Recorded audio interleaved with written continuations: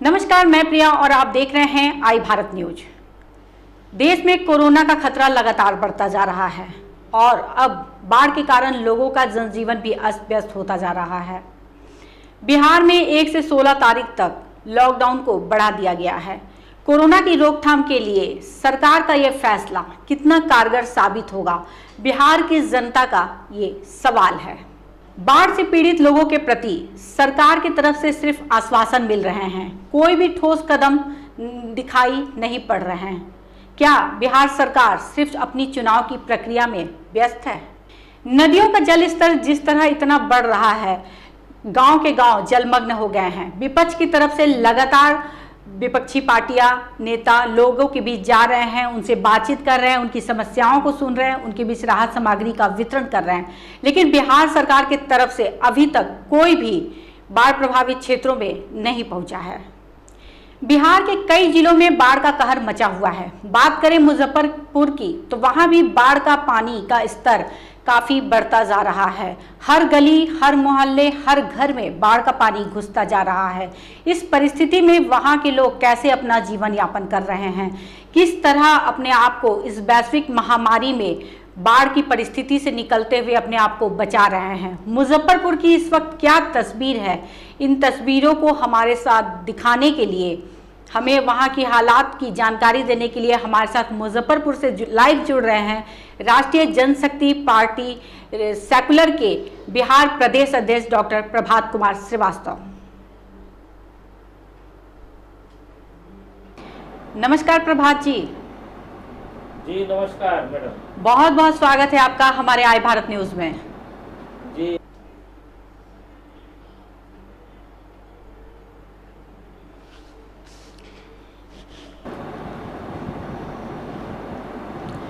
प्रभात जी, मुजफ्फरपुर में बाढ़ की स्थिति जिस तरह लगातार बिगड़ती जा रही है, ऐसे में लोग किस तरह अपना जीवन यापन कर रहे हैं?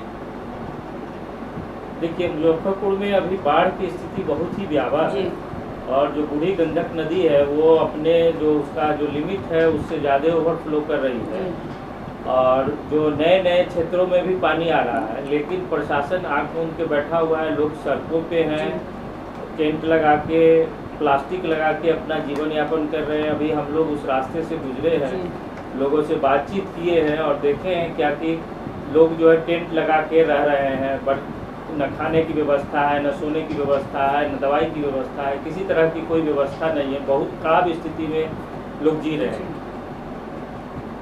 अच्छा प्रभात जी, लॉकडाउन का मुजफ्फरपुर में कितना असर देखने को मिल रहा है? लॉकडाउन का तो मुजफ्फरपुर में कोई असर ही दिखने को नहीं मिल रहा है। बहुत कम लोग ही सोशल डिस्टेंसिंग का पालन कर रहे हैं। सड़कों पर आवाजाही भी उसी तरह है, प्रशासन कहीं दिखाई नहीं देता है और क्या कहें, पूरा तंत्र जो है सो एकदम खत्म हो गया है। यहाँ कोई लॉकडाउन के इससे अच्छा है कि अनलॉक है। बिहार इस वक्त जिस तरह की आपदा की स्थिति में है, क्या प्रशासन सही तरीके से काम कर रही है अपना? एकदम नहीं। प्रशासन सही तरीके से अगर काम करती तो किसी को कोई परेशानी ही नहीं होता। मुख्यमंत्री जी, स्वास्थ्य मंत्री जी केवल बड़े बड़े वादे दावे कर रहे हैं, लेकिन धरातल पर कहीं दिखाई नहीं दे रहा है।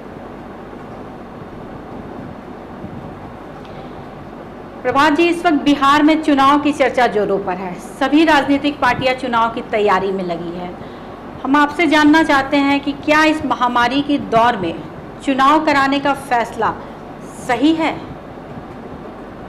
देखिए मैडम, ऐसा स्थिति है कि अभी इस माहौल में तो चुनाव कराना एकदम उचित नहीं है।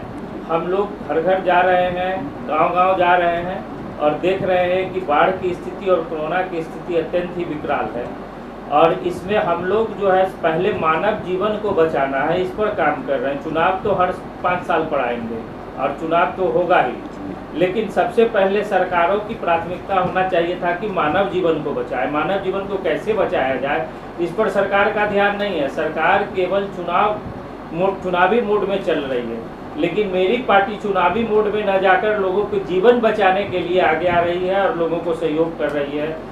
जहाँ तहाँ जो हम लोगों को सुविधा उपलब्ध है उसके हिसाब से कुछ लोगों को प्लास्टिक, दवाई, खाने का वस्तु उपलब्ध करा रहे हैं। प्रभा जी, आप लोग तो लगातार दौरे कर रहे हैं, लोगों के बीच क्या मानसिकता है चुनाव को लेकर? वो किस तरह से रिएक्ट कर रहे हैं चुनाव को लेकर, क्या सोचते हैं? लोगों का जो मानसिकता है चुनाव के लेके, कोई भी आदमी, सामान्य आदमी चुनाव नहीं चाह रहा। वो पहले चाह रहा है कि हमको किस प्रकार से राहत मिले। कोरोना के कारण सारा व्यवसाय बंद है लोगों का। देखिए, इस लॉकडाउन से जो नीचे तबके के लोग हैं, मध्यम वर्गीय परिवार के लोग हैं, उन्हीं को सबसे ज़्यादा कष्ट है, क्योंकि सभी संस्थानें बंद हैं, कहीं कोई काम नहीं हो रहा है और लॉकडाउन का भी पालन पूरी तरीक़ा से नहीं हो पा रहा है। इसके चलते लोग चाहते हैं कि कम से कम रोजी रोजगार की सुविधा उपलब्ध हो और जो है चुनाव जो है कम से कम इसको टाला जाए जब तक लोग स्वस्थ नहीं हो। और हम लोग इसी में लगे हुए हैं कि पहले लोगों को बचाएं, चुनाव बाद में। मुजफ्फरपुर में सरकार की तरफ से कोई बड़ा अधिकारी कोई पहुंचा है बाढ़ प्रभावित क्षेत्रों में? देखिए, बाढ़ प्रभावित क्षेत्रों में अभी तो कहीं जमीन पर कोई बड़े अधिकारी नहीं दिखाई दे रहे हैं, लेकिन टीवी चैनलों पे, न्यूज़ चैनलों पे केवल झूठे खोखली दलील दी जा रही है। आम जनता तक किसी का पहुंच नहीं है। न नाव की सुविधा है, न दवाई की सुविधा है, न हॉस्पिटल में कारगर व्यवस्था है। हम लोग तो इस सब मुद्दे को लेके अगर सरकार नहीं सुनेगी तो हम लोग एक बहुत बड़ा आंदोलन करने जा रहे हैं, जिसमें सोशल डिस्टेंसिंग का ख्याल करते हुए हम लोग पुरजोर विरोध करेंगे सरकार का, ताकि लोगों की समस्या का निदान हो सके। सरकार बैठी है तो उसको लोगों की समस्या को देखना प्राथमिकता है, लेकिन सरकार का ध्यान तो इस तरफ है नहीं, केवल चुनाव की तरफ। सुशांत सिंह के केस में बिहार की तरफ से जो एफआईआर दर्ज की गई है और लगातार पार्टियों के द्वारा सीबीआई जांच की मांग की जा रही है, लेकिन महाराष्ट्र सरकार इस पर कोई उचित कार्रवाई नहीं कर रही और सीबीआई जांच से भी इनकार कर रही है। इस पर आप क्या कहना चाहते हैं? हाँ जी मैडम, इस पर हम लोगों ने सबसे पहले, मेरी ही पार्टी बिहार में आवाज़ उठाई थी कि इस केस का सीबीआई जांच होना चाहिए, और उसके बाद हम लोग लगातार मांग उठा रहे हैं।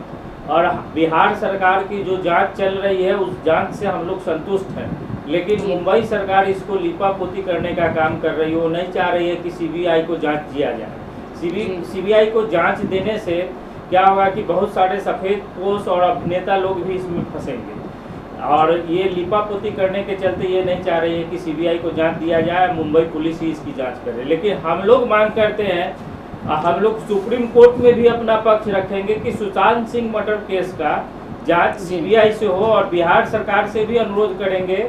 और इसके लिए हम लोग को आंदोलन भी करना पड़ेगा, तो हम लोग मुख्यमंत्री आवास पर जाके आंदोलन करेंगे, राजभवन में जाके आंदोलन करेंगे अपने समर्थकों के साथ, सोशल डिस्टेंसिंग का पालन करते हुए कि सीबीआई से सुशांत मर्डर केस का जांच हो और दूध का दूध, पानी का पानी हो। और बिहार के एक उभरते हुए कलाकार को, अब तो वो नहीं है, लेकिन कम से कम उनके परिवारजनों को न्याय मिल सके। जी, बहुत बहुत धन्यवाद प्रभात जी आपका हमसे बात करने के लिए।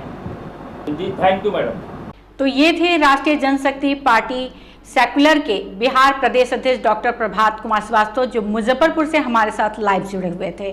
प्रभात जी ने हमें बताया कि मुजफ्फरपुर में बाढ़ के क्या हालात है, कितनी विकराल स्थिति हो गई है, लेकिन प्रशासन की तरफ से कोई भी तैयारी नजर नहीं आ रही।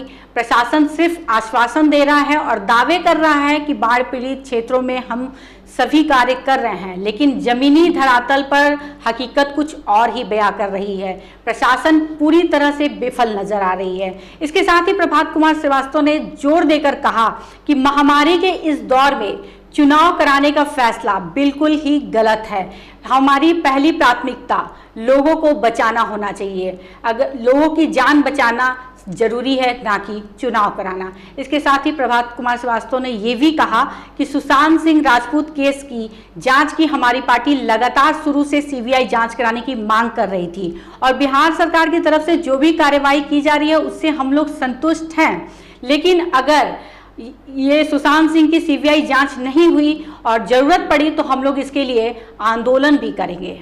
बिहार समेत देश दुनिया की तमाम बड़ी खबरों को जानने के लिए बने रहे आई भारत न्यूज के साथ।